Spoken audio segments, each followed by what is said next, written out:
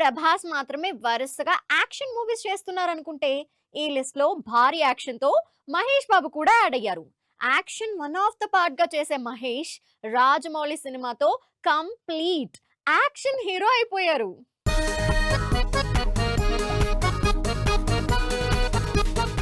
మహేష్ బాబు ఇప్పటివరకు చేసిన సినిమాలన్నీ ఒకెత్తు, ఇప్పుడు చేస్తున్న సినిమా మరో ఎత్తు.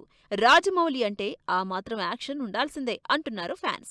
రాజమౌళి సినిమాలో ఎంత డ్రామా ఉంటుందో అంతకు మించి సాలిడ్ యాక్షన్ సీక్వెన్స్ ఉంటాయి. టైటిల్ గ్లింప్స్ తో రఫ్ గా ఓ ఐడియా ఇచ్చిన రాజమౌళి రీసెంట్ గా సినిమా మీద వస్తున్న ఇంటర్వ్యూ క్లిప్స్ తో ఇంకా హైప్ పెరిగిపోతుంది.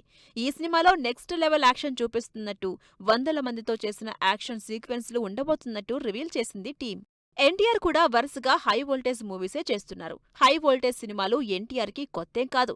ప్రశాంత్ నీల్ తో తెరకెక్కుతున్న డ్రాగన్ మూవీలో నెక్స్ట్ లెవెల్ మాస్ యాక్షన్ చూపించబోతున్నారు. ఇప్పటికే ప్రశాంత్ నీల్ 1000 మందికి పైగా ఆర్టిస్టులతో యాక్షన్ సీన్స్ తెరకెక్కించేశారు. అసలు ఎన్టీఆర్ సినిమాలో యాక్షన్ కి కొద ఉండదు.